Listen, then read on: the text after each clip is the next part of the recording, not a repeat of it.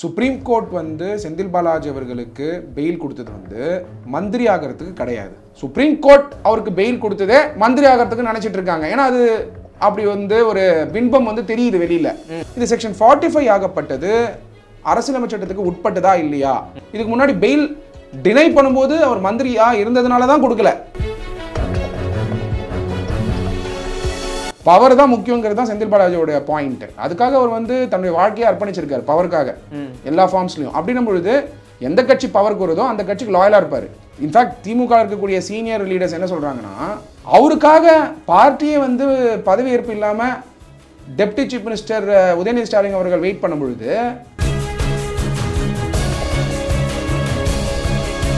செந்தில் பாலாஜி அவர்கள் பெயில்ல வராரு. பெயிலையும் கண்டிஷன் இல்லை, நீங்க மந்திரி ஆகாதீங்க, நீங்க வந்து செக்ரட்டரியேட்டுக்கு போக கூடாது அப்படிங்கிற மாதிரியான எந்த கண்டிஷனும் பெயில்ல இல்ல. ப்ரொசீஜர் எஸ்டாப்ளிஷ்ட் பை லா ஏதாவது வயலேட் ஆனா பெயில் கிடைக்கும். பிரெடிகேட் அஃபென்ஸ், அவர் வந்து ஊழல் வழக்கை எப்போ வந்து ட்ரையலுக்கு வரும்னு தெரியாத பொழுது அவர் சிறைச்சாலையில் இருக்கிறது வந்து அவருடைய லிபர்ட்டி அஃபெக்ட் பண்றதுனால, மந்திரிங்கிறதுனால கிடையாது. ஏன்னா செந்தில் பாலாஜி அவர்களுக்கு பெயில் கிடைக்கிற அன்னைக்கு அவரு மந்திரி கிடையாது.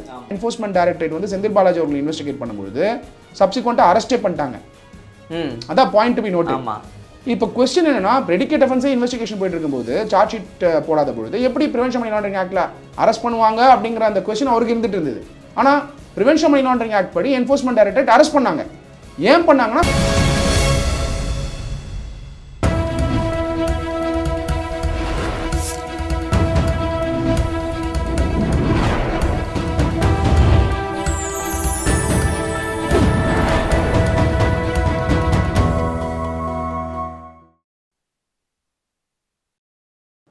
சேனல் 5 தமிழ் நேயர்களுக்கு வணக்கம். இன்றைய நேர்காணலில் நம்மோடு இணைந்திருப்பவர் உச்சநீதிமன்ற வழக்கறிஞர் திரு சத்யகுமார் அவர்கள். வாருங்கள், அவரோடு பேசுவோம். சார் வணக்கம். சார் வணக்கம் அரவிந்த்.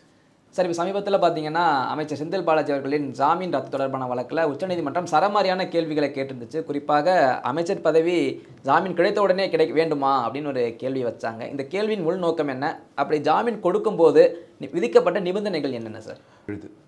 செந்தில் பாலாஜிக்கு பெயில் கிடச்சிச்சு, அவரும் வந்து மந்திரி ஆயிட்டாரு. அப்படி இருக்கும்போது திருப்பி ஏன் இந்த மேட்டர் வந்து செந்தில் பாலாஜியை நோக்கி இந்த மேட்டர் வந்து ஸ்டார்ட் ஆயிருக்கு அப்படின்னு பார்த்தீங்கன்னா, சுப்ரீம் கோர்ட் வந்து செந்தில் பாலாஜி அவர்களுக்கு பெயில் கொடுத்தது வந்து மந்திரி ஆகிறதுக்கு கிடையாது. நீங்கள் சுப்ரீம் கோர்ட்டுடைய பெயில் ஆர்டர் காப்பி போய் பார்த்தீங்கன்னா, அது கிளியராக ஃபுல்லாக படிச்சிங்கன்னா உங்களுக்கு என்ன தெரிய வரும்னா, செந்தில் பாலாஜி அவர்களுக்கு பெயில் கொடுத்தது வந்து purely on the ground of law. Question of law என்ன? கொஸ்டின் ஆஃப் லானா பிரெடிகேட் அஃபென்ஸ், அதாவது அவர் மேலே இருக்கக்கூடிய ஊழல் குற்றச்சாட்டு, அந்த ஊழல் குற்றச்சாட்டு ட்ரையலே நடக்காத பொழுது எப்படி வந்து பிரிவென்ஷன் மணி லாண்டரிங் ஆக்டில் வந்து இவ்வளோ நாள் பிரிசனில் இருக்க முடியும்? ட்ரையல் தொடங்கிறதுக்கான எந்த வாய்ப்புமே எவ்வளோ நாள் ஆகும்னு தெரியாத பொழுது பிரிவென்ஷன் மணி லாண்டரிங் ஆக்ட் படி அவர் வந்து அரெஸ்ட் ஆகி பிரிசனில் வந்து என்ஃபோர்ஸ்மெண்ட் டைரக்டரேட்டுடைய ப்ரொசீடிங்ஸ்க்கு எப்படி இருக்க முடியும் அப்படிங்கிற pertinent question of law base பண்ணி தான் செந்தில் பாலாஜி அவர்களுக்கு பெயில் கிடைக்குது. இது செந்தில் பாலாஜி அவர்கள் மட்டும் பெயில் கிடைக்கல. நீங்கள் பார்த்தீங்கன்னா ஜூலை 2024 இருந்து செப்டம்பர் அக்டோபர் வரைக்கும் தொடர்ச்சியாக, இப்போ நவம்பர் மாதம் கூட பார்த்தீங்கன்னா நிறைய பேருக்கு வந்து பிரிவென்ஷன் மணி லாண்டரிங் ஆக்ட்டுக்கு கீழே அரெஸ்ட் ஆனவங்க, என்ஃபோர்ஸ்மெண்ட் டைரக்டரேட் அரெஸ்ட் ஆனவங்க எல்லாருக்குமே பெயில் கிடைச்சிட்டு இருக்கு சுப்ரீம் கோர்ட்டில், உச்சநீதிமன்றத்தில். காரணம் என்ன அப்படின்னு எடுத்து பார்த்தீங்கன்னா அரவிந்த், பிரிவென்ஷன் மணி லாண்டரிங் ஆக்டில் இருக்கக்கூடிய செக்ஷன் ஆகப்பட்டது section 45 of the prevention money laundering act. Prevention money laundering ஆக்டில் செக்ஷன் 45 ஆகப்பட்டது முக்கியமான ஒரு செக்ஷன். அந்த செக்ஷன் எடுத்து பார்த்தீங்கன்னா அரவிந்த், அதில் offences to be cognizable and non bailable, அதில் சப்செக்ஷன் 1 உட்பிரிவில் notwithstanding anything contained in the code of criminal procedure. இப்போ வந்து Bharatiya Nagarik Suraksha Sanhita BNSS, no person accused of an offence under this act shall be released on bail or on his own bond unless the public prosecutor has been given an opportunity to oppose the application for such release, and where the public prosecutor opposes the application, the court is satisfied that there are reasonable grounds for believing that he is not guilty of such offence and that he is not likely to commit any offence while on bail, then bail கொடுக்கலாம்னு சொல்லியிருக்காங்க இந்த ப்ரொவிஷனில் section 45 படி. இது section 45 ஆகப்பட்டது அரசியலமைப்பு சட்டத்துக்கு உட்பட்டதா இல்லையா அப்படிங்கிற question of law வந்து ஆகஸ்ட் மாதம் வந்து இன்னொரு கேஸில் வர ஆரம்பிச்சது. அது வந்து பார்த்தீங்கன்னா அரவிந்த் கெஜ்ரிவால் அவருடைய கேஸு, அப்புறம் பார்த்தீங்கன்னா BRS பார்ட்டியை சேர்ந்த கவிதா அவர்களுடைய கேஸு, அப்புறம் ஆப் லீடர்ஸ்லேயே வந்து நிறைய பேர் அரெஸ்ட் ஆயிருந்தாங்க, அவங்க கேஸ். இந்த எல்லா கேஸ்லையுமே வந்து பர்டினன்ட் கொஸ்டின் ஆஃப் லா கேட்க ஆரம்பிச்சாங்க. இந்த பர்டினன்ட் கொஸ்டின் ஆஃப் லா வந்து பெயில் ப்ரொவிஷன் வந்து ஸ்பெஷல் ஆக்டில் இருக்கிறது வந்து அரசமைப்பு சட்டத்துக்கு உட்பட்டதா இல்லையா? அரசமைப்பு சட்டத்தில் வந்து பெயிலை பற்றி என்ன சொல்கிறாங்கன்றது முக்கியம். அரசமைப்பு சட்டத்தில் பெயிலுங்கிற வேர்டு இருக்காது உங்களுக்கு. கான்ஸ்டியூஷன் ஆஃப் இந்தியாவில் பெயிலுங்கிறது வார்த்தை இருக்காது. கான்ஸ்டியூஷன் ஆஃப் இந்தியாவில் இருக்கிற வார்த்தை வந்து லிபர்ட்டி. இந்த லிபர்ட்டி ஆகப்பட்டது அடிப்படை உரிமை, ஒரு சிட்டிசனுக்குமே அடிப்படை உரிமை. அந்த அடிப்படை உரிமை பாதிக்கப்படுறது எப்போ? அரஸ்ட்னால, ஸ்டேட் எடுக்கக்கூடிய ஆக்ஷன்னால அடிப்படை உரிமை பாதிச்சா ஆர்டிகல் 21 பார்த்தீங்கன்னா இந்த மாதிரி அரெஸ்ட் நடக்கும் பொழுது அவங்க லிபர்ட்டி வந்து அஃபெக்ட் ஆனால் எப்படி அஃபெக்ட் பண்ணணும்னு இருக்கு. Procedure prescribed by established by law, procedure established by law, அப்புறம் டியூ ப்ராசஸ் ஆஃப் லா அப்படின்னு 2 இருக்கு. ப்ரொசீஜர் எஸ்டாப்ளிஷ்ட் பை லா ஏதாவது வயலேட் ஆனால் பெயில் கிடைக்கும். இல்லை ரெண்டாவது வந்து ப்ரெடிகேட் அஃபென்ஸ், அவர் வந்து ஊழல் வழக்கே எப்போ வந்து ட்ரையலுக்கு வரும்னு தெரியாத பொழுது அவர் சிறைச்சாலையில் இருக்கிறது வந்து அவருடைய லிபர்ட்டி அஃபெக்ட் பண்ணுறதுனால, மந்திரிங்கிறதுனால கிடையாது. ஏன்னா செந்தில் பாலாஜி அவர்களுக்கு பெயில் கிடைக்கிற அன்னைக்கு அவர் மந்திரி கிடையாது. பெயில் கிடைச்ச அடுத்த சில நாட்கள்லேயே மந்திரி ஆகிறாரு. நிறைய பேர் நினச்சிட்டு இருக்காங்க சுப்ரீம் கோர்ட் அவருக்கு பெயில் கொடுத்ததே மந்திரி ஆகிறதுக்கு நினச்சிட்டு இருக்காங்க. ஏன்னா அது அப்படி வந்து ஒரு பின்பம் வந்து தெரியுது வெளியில. சுப்ரீம் கோர்ட் கொடுத்தது பெயில் வந்து purely on the question of law. அவர் மந்திரி ஆகிறதுக்காக கொடுக்கல. செந்தில் பாலாஜி மந்திரி ஆகிறதுக்காக சுப்ரீம் கோர்ட் கொடுக்கல பெயில். இன்ஃபேக்ட் மந்திரி இல்லாதனால தான் அவருக்கு பெயிலே கிடைச்சது. ஏன்னா இதுக்கு முன்னாடி பெயில் ரிஜெக்ட் ஆகும்பொழுது செந்தில் பாலாஜி வந்து மினிஸ்டரா இருந்ததுனாலையும், அவருடைய பிரதர் அசோக் குமார் அவர்கள் வந்து அப்ஸ்காண்ட் ஆனதுனாலையும், மூணாவது வந்து இன்கம் டேக்ஸ் டிபார்ட்மெண்ட்டை வந்து அவருடைய சப்போர்ட்டர்ஸ் வந்து தாக்குனது வந்து ஒரு பாஸ்ட் கான்டக்ட் வந்து அப்சர்வேஷனுக்கு கோர்ட்டுக்கு வந்ததுனாலையும் அவருக்கு வந்து பெயில் வந்து நிராகரிச்சிட்டாங்க. அவருக்கு கிடைக்கல பெயில். சப்சிக்வெண்ட்டாக அவர் மந்திரி பதவியில் ரிசைன் ஆகி அப்புறம் ப்ரெடிகேட் அஃபென்ஸ் எப்போ முடியும் தெரியாத பொழுது, 3 ப்ரெடிகேட் அஃபென்ஸில் எந்த ப்ரெடிகேட் அஃபென்ஸ் எப்போ முடியாத பொழுது அது என்ஃபோர்ஸ்மெண்ட் டைரக்டரேட் வந்து சுப்ரீம் கோர்ட்டில் வந்து ஆர்கியூ பண்ணும்பொழுது எப்போ அது தொடங்கும் எப்போ முடியுங்கிற அந்த கான்கிரீட் டேட்ஸ் கொடுக்க முடியாதனால அவருக்கு வந்து prevention of money laundering act கீழே பெயில் கிடைக்குது. அரவிந்த், இதுதானே ரீசன் தவிர செந்தில் பாலாஜி அவர்கள் மந்திரி ஆகிறதுக்காக பெயில் கிடைக்கல. இல்லை, இந்த கேள்வி அவங்க கேட்கும்போது அமைச்சர் வந்து ஜாமீன் கிடைச்ச உடனே அமைச்சர் வேண்டுமான்னு இப்போ கேட்குறாங்க உச்சநீதிமன்றத்தில். அன்னைக்கு ஜாமீன் கொடுக்கும் போதே ஒரு நிபந்தனையோடு இல்லை அமைச்சர் பதவி வைக்கக்கூடாதுன்னு நிபந்தனையை உச்சநீதிமன்றத்தில் வைக்க முடியாதா அப்படின்னு ஒரு கேள்வி. டெஃபினட்டாக நீங்கள் கேட்குற கொஸ்டினுக்கு வந்து 100% எல்லார் மனசுலையும் இந்த கொஸ்டின் இருக்கு. சுப்ரீம் கோர்ட் பொறுத்த வரைக்கும் supreme court has unlimited powers with respect to judiciary. எந்தெந்த மேட்டர் வந்து சுப்ரீம் கோர்ட் நோக்கி வருதோ அந்த மேட்டர்ஸ்க்கு வந்து அபெக்ஸ் கோர்ட் சுப்ரீம் கோர்ட்டுக்கு வந்து unlimited powers to declare law. 3 organs, legislative, executive, judiciary. Legislative law pass பண்ணுறாங்க, எக்ஸிக்யூட்டிவ் எக்ஸிக்யூட் பண்ணுறாங்க, ஜுடிஷியரி டிக்ளேர் பண்ணலாம் லாவை. அப்படி பார்க்கும் பொழுது ப்ரிவென்ஷன் ஆஃப் மணி லாண்டரிங் ஆக்டில் ப்ரெடிகேட் அஃபென்ஸ் முடியாத பொழுது பிஎம்எல்ஏ ப்ரொசீடிங்ஸ் கண்டினியூ பண்ண முடியுமா முடியாதா? Point number 1. ரெண்டாவது, சிறைச்சாலையில் ஒரு சமயம் இருந்தால் லிபர்ட்டி அஃபெக்ட் ஆனால் பெயில் கொடுக்கலாமா கொடுக்க முடியாதா? ரெண்டாவது பாயிண்ட். இதுக்கெல்லாம் பார்த்தீங்கன்னா சட்டத்தில் கிளியராக சொல்லப்படலை. அதனால சுப்ரீம் கோர்ட் என்ன பண்ணுறாங்க, தேர் declaring the law. Of course judicial review கிடையாது, இது பெயில் ப்ரொவிஷனில் இன்டர்பிரேட் பண்ணுறாங்க லாவை. இன்டர்பிரேட் பண்ணி பெயில் கொடுக்குறாங்க. பெயில் கொடுக்கும்போது அவர் மந்திரி இல்லைன்றதுனால தான் கொடுக்குறாங்க. இதுக்கு முன்னாடி பெயில் டினை பண்ணும்போது அவர் மந்திரியா இருந்ததுனால தான் கொடுக்கல. அப்போ பெயில் கொடுத்த உடனே மந்திரியானது சுப்ரீம் கோர்ட்டுக்கே வந்து ஒரு ஆச்சரியக்குறியா வந்தது. நீங்க பாத்தீங்கன்னா எக்ஸாக்டா லைவ் லால அரவிந்த் இதுதான் headlines. We grant bail. Bench சொல்லியிருக்காங்க, சுப்ரீம் கோர்ட் பெஞ்ச் கிட்ட இப்போ வந்து விட்னஸஸ் வந்து ஃபைல் பண்ணியிருக்காங்க பெட்டிஷன்ஸ். அவங்க விட்னஸஸ் ஃபைல் பண்ண பெட்டிஷன்ஸை வந்து எக்ஸாமின் பண்ணும்போது சுப்ரீம் கோர்ட் என்ன சொல்றாங்கன்னா, இதுதான் ஹெட்லைன்ஸே, we grant bail and next day you become minister. ஆச்சரியக்குறி. இதுதான் exact observation by the supreme court with respect to Senthil பாலாஜியுடைய அந்த விட்னஸஸ் போட்ட பெட்டிஷனில். இதில் இந்த பெஞ்ச் பார்த்தீங்கன்னா யார் இந்த பெஞ்ச் வந்து இந்த எக்ஸ்பிளனேஷன் கொடுத்துருக்காங்க, அதாவது ஆச்சரியக்குறி ரைஸ் பண்ணியிருக்காங்கன்னா, லார்ட்ஷிப் ஜஸ்டிஸ் அபே ஓகா அவர்கள், லார்ட்ஷிப் ஜஸ்டிஸ் அகஸ்டின் ஜார்ஜ் மெசையா இந்த மேட்டர் வந்து ஹியரிங் கொண்டு போகிறாங்க. அப்போ அவங்க வந்து இந்த ஹியரிங் வந்து ஆர்கியூ பண்ணிருக்கும் பொழுது லார்ட்ஷிப் ஜஸ்டிஸ் அபே ஓகா அவர்கள் அப்சர்வேஷன் சொல்கிறாரு. I quote the exact words of the bench which got reported. அவர் என்ன சொல்கிறாருன்னா, we grant bail and the next day you go and become minister. ஆச்சரியக்குறி. Anybody will be bound to be under the impression that with your position as a senior cabinet minister, ஏன்னா அதிமுகலையும் ஒரு மினிஸ்டரா இருந்திருக்காரு, திமுகலையும் மினிஸ்டரா இருக்காரு, எங்க மினிஸ்டரா முடியுமோ அங்கதான் இருப்பார் அவரு.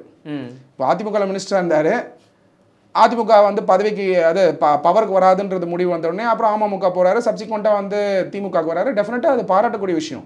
ஏன்னா எல்லாராலையும் செய்ய முடியாது. பவர் தான் முக்கியங்கிறது தான் செந்தில் பாலாஜியோட பாயிண்ட். அதுக்காக அவர் வந்து தன்னுடைய வாழ்க்கையை அர்ப்பணிச்சிருக்காரு பவருக்காக எல்லா ஃபார்ம்ஸ்லையும். அப்படின்னும் பொழுது எந்த கட்சி பவருக்கு வருதோ அந்த கட்சிக்கு லாயலாக இருப்பார். இது இப்போ திராவிட முன்னேற்ற கழகமும் எத்தனை நாள் வந்து பவரில் இருக்கோ அத்தனை நாள் வரைக்கும் லாயலாக இருப்பார். அடுத்த நிமிஷமே பார்த்தா வேறு கட்சியில் இருப்பார். அப்படி தான் இருந்துட்டு இருக்கு அவரோட ட்ரெண்டு. ஆனால் அந்த கட்சியில் இருக்க வரைக்கும் லாயலாக இருப்பார்.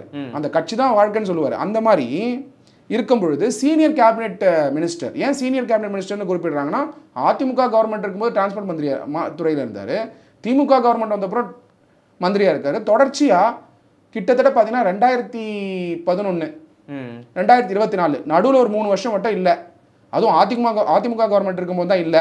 அப்போ லிட்டரலாக பார்த்தீங்கன்னா ஒரு டிகேட் 10 வருடங்களுக்கு அவர் மினிஸ்டராக இருந்திருக்காரு. அப்போ சீனியர் கேபினெட் மினிஸ்டராக இருக்கும் பொழுது விட்னஸஸ்க்கு வந்து witnesses will be under pressure. What is this going on அப்படின்னு ஒரு கொஸ்டின் கேட்குறாங்க. அது ரிப்போர்ட் ஆயிருக்கு. Very simple Aravind. விட்னஸஸ் ஏன் ப்ரெஷரில் இருப்பாங்கன்ற ஒரே காரணம், செந்தில் பாலாஜி அவர்களுடைய சர்ச் நடக்குது இன்கம் டேக்ஸு. ஆமாம், அது ஊடக நண்பர்கள் எல்லாருமே நீங்கள் டெலிகாஸ்ட் பண்ணீங்க. அவங்க போய் சர்ச் பண்ண போகிறாங்க. அப்போ பார்த்தீங்கன்னா வெளியில் இருக்கிறவருடைய ஆதரவாளர்கள் எந்த காரை உடைச்சாங்கன்ற போது கொண்டு நீங்கள் காமிச்சிங்க, எப்படி உடைச்சாங்கன்ற அந்த விஷுவல்ஸு கூட நீங்கள் காமிச்சிங்க. த 4th pillar ஆஃப் டெமோக்ரஸி வந்து ஜேர்னலிசம், ப்ரெஸ். நீங்கள் வந்து அதை காட்டுறீங்க விஷுவல்ஸு. அந்த விஷுவல்ஸ் பார்க்கும்பொழுது கண்ணாடி உடைச்சது, அந்த இனோவா வந்து இது பண்ணது, ஆஃபீஸரை வந்து தாக்குனது, அதுவும் பார்த்தீங்கன்னா உமன் ஆஃபீஸர்ஸ் அவங்க வந்திருக்காங்க சர்ச் பண்ணுறதுக்கு. அந்த இடத்துல அவ்வளோ அழுத்தம். Income tax department, ministry of finance, அரசு அதிகாரிகளுக்கே அவ்வளோ ப்ரெஷர் கொடுத்த செந்தில் பாலாஜி அவர்கள் சப்சிக்வெண்ட்டாக என்ஃபோர்ஸ்மெண்ட் டைரக்டரேட் அரெஸ்ட் பண்ண உடனே அப்புறம் ஹாஸ்பிட்டல் போனார். அவர் உடல்நிலை சரியில்லை. எல்லாரும் என்ன நினைச்சாங்கன்னா அவருக்கு பெயில் கிடைச்சா அவர் உடல்நிலையை பார்த்துக்கிட்டு வீட்டில் ரெஸ்ட் எடுப்பாங்க தான் நினைச்சாங்க. யாருமே அவர் மந்திரி ஆவாங்கன்னு எதிர்கூட பார்க்கல. அடுத்த நாளே பார்த்தா பெயில் கிடைச்ச உடனே ராஜ்பவனில் இருக்காரு. பதவியேற்பே அவருக்காக வெயிட் பண்ண மாதிரி இருந்தது. இன்ஃபேக்ட் திமுக இருக்கக்கூடிய சீனியர் லீடர்ஸ் என்ன சொல்கிறாங்கன்னா, செந்தில் பாலாஜி வரதுக்காக தான் திமுக கட்சியே உதயநிதி அவர்களுக்கு டெபுட்டி சீஃப் மினிஸ்டர் கொடுக்கறதுக்கு வெயிட் பண்ண மாதிரிலாம் நீங்கள் நம்மளால பார்க்கலாம். அப்படி தான் இருந்தது. அதனால் வந்து பார்க்கும் பொழுது செந்தில் பாலாஜி அவர்கள் அதை தான் உடல்நிலை பார்த்துப்பாரு தான் நம்ம நினைச்சோம். ஆனால் செந்தில் பாலாஜியுடைய பாஸ் கான்டாக்ட் எடுக்கும்போது எந்த விட்னஸ் வந்து அவருக்கு அகென்ஸ்டாக ஏறி பதில் சொல்லுவாங்கன்னு நினைப்பீங்க? ஒரு சீனியர் கேபினெட் மினிஸ்டராக இருந்தவர், சீனியர் கேபினெட் மினிஸ்டராக இப்போ இருந்துகிட்டு இருக்காரு. அவருக்கு அகென்ஸ்டாக விட்னஸஸ் வந்து பதில் ஏறி சொல்லுவாங்க அப்படின்னு நம்ம நினைக்கிறதே தவறு. காரணம் என்ன? அந்த அழுத்தம் இருக்க தான் செய்யும். ஏன்னா ஸ்டேட்டே அவங்க கண்ட்ரோலில் இருக்கும் பொழுது அவருக்காக பார்ட்டியே வந்து பதவியேற்பு இல்லாமல் deputy chief minister Udhayanidhi Stalin அவர்கள் வெயிட் பண்ணும் பொழுது விட்னஸஸ்க்கு வந்து டெஃபினட்டாக ஒரு ப்ரெஷர் இருக்க தான் செய்யும். அப்போ அந்த ப்ரெஷர் இருந்தால் ஜஸ்டிஸ் ரீச் பண்ண முடியுமா பாதிக்கப்பட்டவங்களுக்கு? இதில் கொஸ்டின் என்ன தெரியுமா அரவிந்த்? பாதிக்கப்பட்டவங்கன்னா யாரு அப்படிங்கிறது செந்தில் பாலாஜி அவர்கள் கேஸில் பணம் கொடுத்து ஏமாந்தவங்க மட்டும் கிடையாது. பணம் கொடுத்து ஏமாந்தவங்க ஒரு set of people. Supreme court agreed பார்ட்டினா யாருன்னு சுப்ரீம் கோர்ட்டை சொல்லியிருக்காங்க. அக்ரீட் பார்ட்டினா யாருன்னா பணம் கொடுத்து ஏமாந்தவங்க அக்ரீட் பார்ட்டி தான். பணம் கொடுத்து சில பேர் சேர்ந்துருப்பாங்க. மூணாவது செட் யாருன்னா அவங்க பணம் கொடுத்ததுனால உங்களுக்கு வேலை கிடைக்காம போச்சு இல்லை, ஒரு சில பேர் எக்ஸாம் எழுதுறதோ குவாலிஃபைடா இருந்திருப்பாங்கல்ல, அதுக்கு அளவற்றது. அப்போ எவ்வளோ thousands ஆஃப் பீப்புள் வந்து டிரான்ஸ்போர்ட் துறையில் இல்லை இன்ஜினியர், அந்த ஜூனியர் இன்ஜினியர்ஸ் ரெக்ரூட்மெண்ட்டு, இந்த 3 ரெக்ரூட்மெண்ட்டுக்கு எவ்வளோ பேர் வெயிட் பண்ணியிருப்பாங்க? அந்த காலகட்டத்தில் யாருக்கெல்லாம் டிரைவிங் தெரியுமோ அவங்கெல்லாம் கூட எதிர்பார்த்துருப்பாங்க. கண்டிப்பாக மெரிட் இருந்திருக்கும், தொடர்ச்சியாக ட்ரை பண்ணியிருப்பாங்க, மெரிட்டில் கிடைக்கும்னு நம்பியிருப்பாங்க. ஆர்டிகல் 16 வந்து என்ன சொல்லுது அரசியல் சட்டத்தில்? Equal opportunity in public employment. Article 16 பாதிக்கிற மாதிரி செந்தில் பாலாஜி அவர்கள் வேலை வாய்ப்பை மட்டும் உருவாக்கல, ஊழலும் பண்ணியிருக்காருன்னு ஒரு குற்றச்சாட்டு இருக்கும் பொழுது அக்ரீட் பார்ட்டினா யாருன்னு வந்து அளவற்ற மக்கள் வந்து அதில் இருக்காங்க. அப்படின்னும் பொழுது செந்தில் பாலாஜி மந்திரியாக இருக்கிறதுனால விட்னஸஸ்க்கு ப்ரெஷர் இருக்கிறதுக்கான அதிக வாய்ப்பு இருக்கிறத சுப்ரீம் கோர்ட் அதை வந்து ஒரு அப்சர்வேஷன் சொல்லும் பொழுது நம்மளால் உணர முடியுது. அப்படி இருக்கும்போது சுப்ரீம் கோர்ட் இந்த மேட்டரை வந்து டிசம்பர் 13 போஸ்ட் பண்ணியிருக்காங்க அரவிந்த். 13 போஸ்ட் பண்ணது மட்டும் இல்லாமல் முக்கியமாக இன்னொரு ஸ்டேட்மெண்ட்டும் சொல்லியிருக்காங்க bench. We reiterate exact words, I quote the exact words, we reiterate the law laid down in the said decision. Balaji, Senthil Balaji on bail by order dated 26th September 2024. 26 September 2024 அன்னைக்கு பெயிலில் வெளில வராரு. அந்த ஈவெண்ட் யாராலுமே மறக்க முடியாது. பிரிசேச்சா இந்த வெளில வந்து பார்த்தீங்கன்னா ஆரவாரமாக அவரை கூட்டிகிட்டு வந்தது எல்லாரும் பார்க்க முடியுது இல்லையா? ஸோ அந்த அளவுக்கு முக்கியத்துவம் வாய்ந்திருக்காருன்னு நான் சொல்ல வரேன். அப்போ 26 September 2024 the second respondent has been appointed as a cabinet minister. The apprehension is that considering the seriousness of the allegation against the second respondent in the predicate offences, அதாவது ட்ரையல்ல the witnesses may not be in the frame of mind to depose against the second respondent who is holding the position of cabinet minister. This is the only aspect on which prima facie we are inclined to consider the application. Witnessesக்கு பாதிக்கிறதுனால மட்டும்தான் இந்த application நாங்கள் எடுத்துக்கிறோம். Witnesses பாதிக்கப்பட்டவங்க விட்னஸஸும் இருக்காங்க application while making it clear that there is no reason to interfere with the judgment on merits and adjudication of the application remains confined to the offer set. Today we are not issuing notice. Learned senior counsel appearing for the second respondent seeks time to take instructions, list the matter on 13 December அப்படின்னு bench வந்து observation கொடுத்துருக்காங்க. இதில் வந்து முக்கியமாக பார்க்க வேண்டியது எதுக்காக இந்த அப்ளிகேஷனை எடுத்துக்கிறாங்க. செந்தில் பாலாஜி அவர்கள் மந்திரியா இருக்கிறதுனால மந்திரியாகிறத வந்து அரசமைச் சட்டத்தின்படியோ representation of the people act 1950 படியோ தடுக்க முடியாது. அது அவருடைய உரிமை. யாரோட உரிமை? செந்தில் பாலாஜி அவர்களுக்கு மந்திரி ஆகிறது அவரோட உரிமை. ஏன்னா இஸ் எலெக்டட் ரெப்ரசன்டேட்டிவ், எம்எல்ஏ இருக்காரு, சப்சிக்வெண்ட்டாக மினிஸ்டராக இருந்திருக்காரு. சிறைச்சாலை இருக்கிறதுனாலயே மினிஸ்டராக இருக்க முடியாது கிடையாது. கன்விக்ட் ஆனால் கூட அப்பீல் போய் சஸ்பென்ஷன் ஆஃப் சென்டென்ஸ் வாங்கினா ஸ்டில் நீங்கள் மினிஸ்டராக இருக்கலாம். இதில் ஒரு கேள்வி வருது சார் மக்கள் மத்தியில். அரசு அதிகாரிகள் ஒருவேளை தவறு செஞ்சு கைது செய்யப்பட்டு ஜாமீனில் வந்தாலும் அவங்க அரசு பதவி எதுவும் கொடுக்க போகிறதில்ல அரசு வேலைகளில். இப்படி இருக்கும்போது இதுவும் அரசு பதவி தானே, இதில் மட்டும் ஏன் இப்படி ஒரு தாழ்வுதாச்சுன்னு மக்கள் மத்தியில் ஒரு கேள்வி வருது. அதில் விளக்கம் என்ன சார்? டெஃபினட்டாக இப்போ நீங்கள் அரசியலமைப்பு சட்டத்தை எடுத்து பார்த்தீங்கன்னா ஈவன் அரசு அதிகாரிகள் ஊழல் குற்றச்சாட்டில் அரெஸ்ட் ஆகி பிரிசன் போய் வந்தால் கூட அவங்களை ரீஇன்ஸ்டேட் பண்ணுறதுக்கு ரிட் பெட்டிஷன் போடலாம். ஓகே, ஆர்டிகல் 226 படி நிறைய பேர் பார்த்தீங்கன்னா ஊழல் குற்றச்சாட்டு இருந்தும் பதவியில் வந்து அமர்ந்துருவாங்க. ஏன்னா ஃபண்டமெண்டல் ரைட், ஏன்னா ஊழல் குற்றச்சாட்டு தானே தவிர ஊழல் நிரூபிக்கல. அப்போ நாளைக்கு இல்லைன்னு சொல்லிட்டா இந்த வருடங்கள் ஃபுல்லாக அவர் ஒர்க் பண்ணாமல் போயிடுவார்ல, அதனால அவருடைய அடிப்படை உரிமை பாதிக்குது. ஸோ செந்தில் பாலாஜி பொறுத்த வரைக்கும் அவருக்கு அதே ஸ்டாண்டு தான். ஓகே ஓகே, செந்தில் பாலாஜி வந்து எம்எல்ஏ வந்து எலெக்ட் ஆகிறாரு. எலெக்ட் ஆகி அக்யூஸ் தான் இருக்காரு. இன்னும் ட்ரையல் முடியல. ட்ரையலில் ஃபஸ்ட்டு ப்ரெடிகேட் அஃபென்ஸ் ட்ரையல் முடியணும். அதில் கன்விக்ட் ஆவாரா அக்விட்டல் ஆவாரான்னு தெரியல. அதை தாண்டி prevention money laundering act enforcement டைரக்டரேட்டோட கேஸு, அதில் கன்விக்ட் ஆனால் இதில் ப்ரிவென்ஷன் மணி லாண்டரிங் ஆக்டில் என்ன ஆகும் அப்படின்னு இருக்கு. அங்கே அக்விட் ஆனால் ப்ரிவென்ஷன் மணி லாண்டரிங் ஆக்ட் என்ன ஆகும்னு இருக்கு. ஸோ அப்படி இந்த மாதிரி பல கொஸ்டின் ஆஃப் லாவில் தான் செந்தில் பாலாஜி அவர்களுடைய கேஸ் ஆகப்பட்டது ட்ராவல் ஆகிட்டு இருக்கு. அப்போது இப்படி இருக்கும் பொழுது செந்தில் பாலாஜி அவர்கள் மினிஸ்டராக அப்பாயிண்ட் ஆனதுனால அவர் வந்து எந்த ஒரு சட்டத்தையும் பிரீச் பண்ணல. அதுவும் நம்ம பார்க்கணும். செந்தில் பாலாஜி அவர்கள் பெயிலில் வராரு. பெயிலையும் கண்டிஷன் இல்லை, நீங்கள் மந்திரி ஆகாதீங்க, நீங்கள் வந்து செக்ரட்டரியேட்டுக்கு போகக்கூடாது அப்படிங்கிற மாதிரியான எந்த கண்டிஷனும் பெயிலில் இல்லை. ஸோ அந்த கண்டிஷன் இல்லாத பொழுது செந்தில் பாலாஜி அவர்கள் representation of the people act 1950 பார்க்கும் பொழுது மந்திரி ஆகலாம் அப்படிங்கிற ப்ரொவிஷன் இருக்குது. செந்தில் பாலாஜி இல்லை, எந்த ஒரு மந்திரியும் அரெஸ்ட் ஆகி வந்தால் மந்திரியாக இருக்க முடியாது கிடையாது, அன்லெஸ் சுப்ரீம் கோர்ட் கண்டிஷன் கொடுத்துருந்தா தவிர. அதுவும் சுப்ரீம் கோர்ட்டோட கண்டிஷன்ஸ் அப்படின்னா செக்ரட்டரியேட் போகக்கூடாது, ஆக்சஸ் பண்ணக்கூடாது ஃபைல்ஸ். ஏன்னா ஏதாவது ஊழல் குற்றச்சாட்டு இருந்தால் அப்படி கொடுப்பாங்க. பட் ஆனால் மந்திரி ஆகக்கூடாதுன்னு எப்பயுமே வந்து கொடுத்தது கிடையாது பெயில். அப்படின்னு இதுவரை கொடுத்ததே இல்லை. அந்த மாதிரி ஒரு பெயில் வந்து கண்டிஷன்ஸ் இம்போஸ் பண்ணுறதுக்கான பவர் சுப்ரீம் கோர்ட்டுக்கு இருக்கு. கொடுக்க முடியுமான்னு கேட்டால் supreme court has unlimited power. Okay Arvind, supreme court judiciary பொறுத்த வரைக்கும் independence of the judiciary, independence of the judiciary எப்படி வருதுன்னா basic structure of the constitution of இந்தியாவில் Kesavananda Bharati versus state of Kerala படி இண்டிபெண்டன்ஸ் ஆஃப் த ஜுடிஷியரி தான் பேசிக் ஸ்ட்ரக்சரில் பொருத்தப்பட்டிருக்கு. ஓகே, ஜுடிஷியரி பொறுத்த வரைக்கும் they can declare any law. Making of law வந்து legislature, executive வந்து executing the law. But declaring the law judiciary பண்ண முடியும். Apex court has unlimited power. அப்படி இருக்கும் பொழுது அவங்க பவருக்குள்ள இது பண்ணலாம் பண்ண முடியாதுன்னு சொல்றதுக்கு நம்ம வந்து we cannot say. Supreme court பொறுத்த வரைக்கும் அன்லிமிட்டெட் பவர் இருக்கு. It's power of the judiciary. But இப்போ இந்த அப்சர்வேஷன் கொடுத்துருக்காங்களே, இந்த அப்சர்வேஷன் ஆகப்பட்டது செந்தில் பாலாஜி அவர்கள் மினிஸ்டரா இருக்கிறதுனால விட்னஸ்க்கு வந்து அழுத்தம் இருக்கு, விட்னஸால வந்து நாளைக்கு கூண்டேறி பதில் சொல்ல முடியாதுங்கிற ஒரு நிலைமை இருந்தா, அதனால ஜஸ்டிஸ் பாதிக்கப்பட்டா அப்போ என்ன கண்டிஷன்ஸ் கொடுப்பாங்க, என்ன மாதிரியான டெசிஷன்ஸ் அண்ட் ஜட்மெண்ட்ஸ் வரும் அப்படிங்கிறத நம்ம வெயிட் பண்ணி தான் வாட்ச் பண்ணணும். இன்ஃபேக்ட் செந்தில் பாலாஜியோடைய கேஸே ஒரு கேஸ் ஸ்டடி தான். ஓகே, தொடர்ச்சியாக பார்த்தீங்கன்னா அவர் மேலே வழக்குகளும் அது வந்து சார்ந்த கான்ஸ்டியூஷனலாக வந்து அவரும் வந்து லீகல் ரெமடியை தேடிட்டு தான் இருக்காரு, தொடர்ச்சியாக கேஸ் நடத்துறாரு. இப்போ இந்த பெட்டிஷனுக்கும் டெஃபினட்டாக வந்து அவருடைய வக்கீலை வந்து நியமிச்சு அவங்க போய் ஆர்கியூ பண்ண தான் போகிறாங்க. அவருடைய அடிப்படை உரிமை மந்திரி ஆகிறது, ஏன்னா எங்கேயுமே வந்து ரெஸ்ட்ரிக்ஷன் இல்லாதனால. பட் மந்திரி ஆகிறதுனால விட்னஸை பாதிக்குமா அப்படின்னா விட்னஸை பாதிச்சா என்ன மாதிரி ஜட்மெண்ட் வரும் அப்படிங்கிறத நம்ம வெயிட் பண்ணி தான் வாட்ச் பண்ணாரு. ஓகே சார், விட்னஸ்க்கு வந்து அச்சுறுத்தல் வகையில் இந்த அமைச்சர் பதவி இருக்கு, அப்போ அதுக்கு பதில் கொடுங்க, விளக்கம் கொடுங்கன்னு கேட்டிருக்காங்க உச்சநீதிமன்றத்தில். என்ன மாதிரி விளக்கம் சார் கொடுப்பாங்க செந்தில் பாலாஜி தரப்புல இருந்து?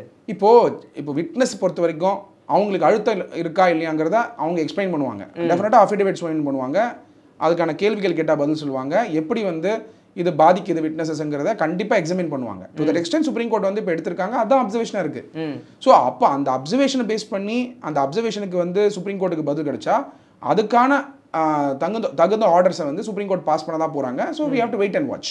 சார், இந்த செந்தில் பாலாஜி வழக்கில் ஃபஸ்ட்டு ஆரம்பத்தில் பார்த்தீங்கன்னா பணம் கொடுத்தவங்க கிட்ட திரும்ப செட்டில்மெண்ட் பண்ணியாச்சு அப்படின்ற மாதிரி ஒரு கட்ட பஞ்சாயத்து மாதிரி முடிச்சுட்டாங்க சப்போஸ் சொல்ல போனால். அதுக்கப்புறம் தான் உச்சநீதிமன்றத்தில் இதுக்கு வாண்டடாக எடுக்கணும் அப்படின்னு சொல்லி இந்த கேஸ் திரும்ப வந்தது. இந்த மாதிரியான வழக்குகள் இதுக்கு முன்னாடி இந்த நடந்திருக்கு அரசியல் தரப்பில்? ஒரு பாயிண்ட் ஆஃப் கிளாரிஃபிகேஷன்னா ஹைகோர்ட்டில் வந்து செந்தில் பாலாஜி வந்து அப்ளை பண்ணது காம்பவுண்டிங். இது பார்த்தீங்கன்னா எல்லாருக்கும் வந்து புரியாது பொதுமக்கள் பொறுத்த வரைக்கும். பட் காம்பவுண்டிங்காக என்னென்னா யார் காசு கொடுத்தாங்களோ அவங்களுக்கு திருப்பி கொடுத்துட்டா அந்த அஃபென்ஸை வந்து க்ளோஸ் பண்ணிக்கலாங்கிற அந்த ஒரு ப்ரொசீஜர் காம்பவுண்டிங். இது வந்து மெட்ராஸ் ஹைகோர்ட்டில் காம்பவுண்டிங் ஆகிடுது. காம்பவுண்டிங் ஆகுது, அதுக்கப்புறம் வந்து பார்த்தீங்கன்னா காம்பவுண்டிங் ஆனது வந்து சுப்ரீம் கோர்ட்டுக்கு வந்து அப்பீல் போகிறாங்க, என்ஃபோர்ஸ்மெண்ட் டைரக்டரேட் அப்பீல் போகிறாங்க. என்ஃபோர்ஸ்மெண்ட் டைரக்டரேட் அப்பீல் போனோடனே சுப்ரீம் கோர்ட்டில் வந்து 2 இம்பார்ட்டன்ட் கொஸ்டின் ஆஃப் லாக்கு பதில் கிடைக்குது. அந்த 2 இம்பார்ட்டன்ட் கொஸ்டின் ஆஃப் லா என்னன்னா, யார் பாதிக்கப்பட்டவங்க, ஃபர்ஸ்ட் அது எக்ஸ்பான்ஷன் நடக்குது. பணம் கொடுத்து பணம் திருப்பி வாங்கினவங்க பாதிக்கப்பட்டவங்க கிடையாது. பாதிக்கப்பட்டவங்கன்றது இந்த கேஸில் யாரால அந்த வேலை கிடைக்குமோ அதுக்கு தயார்படுத்திக்கிட்டு இருந்தாங்களோ, நேர்மையாக தங்களுடைய வாழ்க்கையை அர்ப்பணித்து இதுக்கு தயார்படுத்திட்டு இருந்தாங்களோ அவங்களும் ஏமாந்தாங்களா இல்லையா? அப்போது அவங்க வந்து பார்த்தீங்கன்னா நம்பர்ஸ் வந்து பெருசு. அவங்க பணம் தரல, ஆனால் பணம் கொடுத்து வேலை வாங்கினவங்களால அதுக்கு தயார்படுத்திட்டு இருந்தவங்களுக்கு வேலை கிடைக்காம போச்சு இல்லை? ஆமாம், அவங்களும் பாதிக்கப்பட்டவங்க தானே அப்படிங்கிற ஃபர்ஸ்ட் கொஸ்டின் ஆஃப் லாக்கு ஆன்சர் கிடைக்குது. இது கொடுத்தது வந்து லார்ட்ஷிப் ஜஸ்டிஸ் ராமசுப்ரமணியம் அவர்களுடைய பெஞ்சில் கொடுக்குறாங்க. சப்சிக்வெண்ட்டாக செந்தில் பாலாஜி அவர்களுடைய 2வது ஒரு இம்பார்ட்டண்ட் ஜட்ஜ்மெண்ட் வந்து மே மாதம் வருது. மே 6, 2023 நினைக்கிறேன். அன்றைய டேட்டில் வந்து வரக்கூடிய அப்சர்வேஷன் ஆஃப் சுப்ரீம் கோர்ட் என்ன சொன்னாங்கன்னா, செந்தில் பாலாஜி அவர்களோட கேஸை வந்து ப்ரெடிகேட் அஃபென்ஸே இருந்தாலும் ஃப்ரெஷ் இன்வெஸ்டிகேஷன் பண்ணுற பவர் வந்து ப்ரிவென்ஷன் மணி லாண்டரிங் ஆக்ட் படி என்ஃபோர்ஸ்மெண்ட் டைரக்டரேட் இருக்குன்னு ஒரு அப்சர்வேஷன் வருது.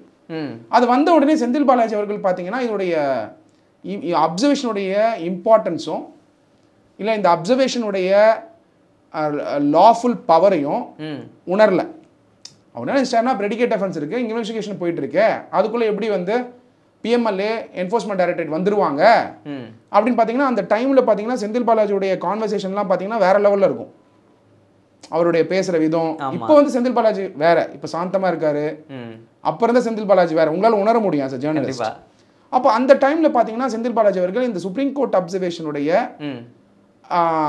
லாஃபுல் அதில் கொடுத்துருக்க பவர் டு என்ஃபோர்ஸ்மெண்ட் டைரக்டரேட்டை வந்து முழுமையாக அவரால் வந்து கணிக்கவும் முடியல, புரிஞ்சுக்கவும் முடியல.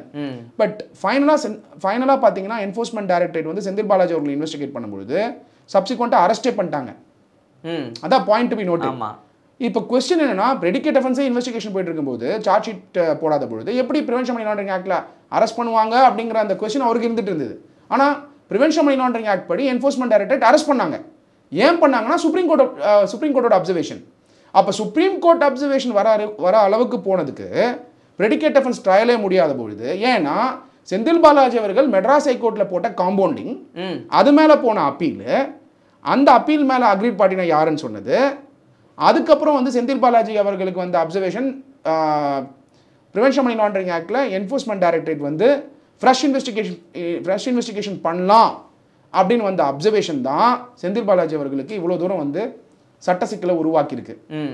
ஆனால் செந்தில் பாலாஜி தொடர்ச்சியாக அரெஸ்ட் ஆனது வந்து கூட பார்த்தீங்கன்னா ஒரு கேப் விடாமல் பெட்டிஷன் மேலே பெட்டிஷன் போட்டுட்டு இருக்காரு. இன்னைக்கு ப்ரிவென்ஷன் மணி லாண்டரிங் ஆக்டுக்கு இருக்கக்கூடிய பவர்ஸ், ரைட்ஸ் ஒரு அக்யூஸ்டுக்கு தெரியணும்னா செந்தில் பாலாஜி அவர்கள் போட்ட பெட்டிஷனை வந்து அப்சர்வ் பண்ணாலே அதே பெரிய படிப்பு அதுவே ஒரு கேஸ் ஸ்டடி தான். ம் அதுவே ஒரு கேஸ் ஸ்டடி தான். அவர் சுப்ரீம் கோர்ட் அப்சர்வேஷன் என்ன வந்தது, அவர் எப்படி அரெஸ்ட் பண்ணாங்க, அரெஸ்ட் பண்ண உடனே ஆட்கொணு மனு போடுறாரு. பார்த்தீங்கன்னா டிவியில் தெரியுது அவர் எங்கே இருக்காருன்னு. எங்கே இருக்காங்கன்னு தெரியாதவங்க தான் ஆட்கொணு மனு. ஆனால் சட்ட ரீதியாக ஆட்கொணு மனு எப்போ போடுவாங்கன்னா இல்லீகல் அரெஸ்ட் நடந்தாலும் இருக்கும். அது இல்லீகல் அரெஸ்ட்டா? செக்ஷன் 45 சப்செக்ஷன் 45ல ப்ரொவிசோ இருக்கு. அந்த ப்ரொவிசோ பார்த்தீங்கன்னா provided that a person who is under the age of 16 years or is a woman or is sick or infirm or is accused either on his own along with other accused co-accused of money laundering a sum of less than 1 crore rupees may be released on bail if the special court so directs. அது கீழே fail போடுறாரு. அது supreme court வரைக்கும் போகுது. சப்சிக்வெண்ட்டாக வந்து sick பர்சன்னா யாருன்னு செந்தில் பாலாஜி கேஸை பார்த்தாலே புரிஞ்சுக்கலாம். அதில் ஒரு அப்சர்வேஷன் வந்தது. சப்சிக்வெண்ட்டாக அதுக்கப்புறம் வந்து இன்னொரு பெயில் போடுறாரு. அந்த பெயில் வழியாக ஹைகோர்ட்டுக்கு வராரு. ஹைகோர்ட்லேயும் பெயில் கிடைக்காம போயிடுது. பெயில் கிடைக்காம போகும்போது என்னென்ன அப்சர்வேஷன் கொடுத்தாங்கன்றது இம்பார்ட்டன்ட்டு. அப்புறம் அவர் மந்திரி பதவியில் ரிசைன் பண்ணுறாரு. நீங்கள் பார்த்தீங்கன்னா 1 இயர் ஃபுல்லாக செந்தில் பாலாஜி அவர்கள் தன்னுடைய வழக்கையே வந்து ஃபோக்கஸ் பண்ணதை நம்மளால் பார்க்க முடியுது. இதில் முக்கியமான சார், இதில் அவருடைய தம்பி அசோக் அப்படின்றவர் இன்னை வரைக்கும் தலைமறைவுன்ற வார்த்தைக்கு வேறு வார்த்தையே கிடைக்காம இருக்குது. என்ன காரணம்? இதை ஒரு கேள்வியாக உச்சநீதிமன்றம் இதுவரை கேட்கலையா? டெஃபினட்டாக அது வந்து வரக்கூடிய நாட்களில் வந்து பெட்டிஷன்ஸ் டெஃபினட்டாக ரைஸ் பண்ணுவாங்க to meet the ends of justice. இப்போ அசோக் அவர்கள் வராததும் செந்தில் பாலாஜிக்கு ஒரு இஷ்யூவாக தான் இருக்கும். இப்போது செந்தில் பாலாஜி அவர்கள் ஒரு ஸ்டேட்டில் சீனியர் கேபினெட் மினிஸ்டர், அவருடைய பிரதர் அப்ஸ்காண்டிங்கில் இருக்காருன்னா ஸ்டேட்டில் அப்போ அந்த அதே பிரதர் தான் ஸ்டேட்டோட கேஸ்லையும் வந்து அக்யூஸ்டாக இருக்காரு. அப்போ ஸ்டேட் வந்து ஏன் அப்ஸ்காண்டிங்கில் இருக்கிறவர் என்ன பிடிக்கல? அப்படியே அந்த கேள்வி இருக்கா இல்லையா? கண்டிப்பாக. ரெண்டாவது, என்ஃபோர்ஸ்மெண்ட் டைரக்டரேட்டும் அவரை வந்து விசாரிக்கணும்னு சொல்லும் பொழுது அது அப்சர்வேஷனாகவே ஹைகோர்ட்லேயும் வந்தது அரவிந்த். அப்போது அசோக் அவர்கள் இன்னைக்கு தலைமறைவாக இருக்காருன்னா அவருக்கான அப்ளிகேஷன்ஸையும் டெஃபினட்டாக வந்து விட்னஸஸோ இல்லை அதில் இருக்கக்கூடிய அக்ரீட் பர்சனோ யார் பாதிக்கப்பட்டவங்களோ போடுறதுக்கான ரைட் இருக்கு கான்ஸ்டியூஷன் கோர்ட்டில். அதனால் we have to wait and watch courts எந்த மாதிரியான முடிவுகள் எடுக்கிறாங்கன்னு. we are no one to predict. Court has absolute power. It's a power of the court to decide. Judiciary is independent. அவங்க எடுக்கக்கூடிய டெசிஷன்ஸை நம்ம அப்சர்வ் பண்ணி என்ன வருதுன்றதை நம்ம பார்க்கணும். சார், சாமானியனுக்கும் ஒரு கேள்வி இருக்கும். இந்த இடத்துல அமைச்சர் பதவி அப்படின்றது அவருக்கு தடை செய்யப்படுமா அப்படின்னு ஒரு கேள்வி இருக்கு பாமர மக்களுக்குமே. அந்த கேள்விக்கான பதில் என்னவாக சார் இருக்கும் இந்த தீர்ப்புக்கு பிறகு? நீங்கள் கேட்குறதுக்கு வந்து பார்த்தீங்கன்னா சுப்ரீம் கோர்ட் வந்து பார்த்தீங்கன்னா ஃபஸ்ட்டு வந்து ஜட்மெண்ட் வரணும். அது வந்தப்புறம் தான் நம்மளை சொல்ல முடியும் என்ன அப்சர்வேஷன்ஸ் வருதுன்னு. பட் நீங்கள் கேட்குற question of law, question of law என்ன? ஒருத்தர் மேலே இந்த மாதிரி அப்ளிகேஷன் இருக்குது, ரெண்டு விதமான அப்சர்வேஷன்ஸ் ஆர் பாசிபிள். ஒன்று வந்து இருக்கலாம், இல்லை இருக்கக்கூடாதுன்னு. இது வந்து செந்தில் பாலாஜியை குறிப்பிட்டு சொல்லலை, இல்லை செந்தில் பாலாஜி மாதிரி இருக்கக்கூடிய கேசஸை குறிப்பிட்டு சொல்லலை. பட்டு நீங்கள் எடுத்து பார்த்தீங்கன்னா யாரையுமே வந்து மந்திரியாக இருக்க முடியாது அப்படின்னு வந்து சொல்ல முடியாது. பட் விட்னஸை பாதிக்குது, அந்த கேஸோட ஜஸ்டிஸை ரீச் பண்ண முடியாது அப்படிங்கிற ஒரு லெஜிஸ்லேட்டர் அந்த ஆங்கிளில் சொல்கிறேன். ஒரு மந்திரி பதவியில் இருக்கிறதுனால, செந்தில் பாலாஜின்னு கிடையாது, யாராக இருந்தாலும் மந்திரி பதவியில் இருக்கிறதுனால அந்த பவர்னால விட்னஸஸ் வரமாட்டாங்கன்னு சொல்லும் பொழுது, ஜஸ்டிஸ் ரீச் பண்ண முடியாதுன்னு சொல்லும் பொழுது, ஜஸ்டிஸ் தான் மெயினுங்கிற பொழுது, ஜஸ்டிஸ்க்காக இயங்கும் பொழுது அது எப்படி வந்து அந்த இம்ப்ளிகேஷன்ஸ் இருக்குங்கிறத நம்ம வந்து வரக்கூடிய நாட்களில் பார்க்கணும். சுப்ரீம் கோர்ட் அப்சர்வேஷனை அதுவும் செந்தில் பாலாஜி கேஸ் வந்து ஒரு பிரசிடென்ட்டாக இருக்கும், ஒரு லேண்ட்மார்க் ஜட்மெண்ட்டாக இருக்கும் அப்படிங்கிறத நம்ம பார்க்க முடியும். அரவிந்த், எங்களுடைய பல்வேறு கேள்விகளுக்கு நேரத்தை ஒதுக்கி பதில் தந்தமைக்கு ரொம்ப நன்றி சார். தொடர்ந்து பேசுவோம். நன்றி அரவிந்த்.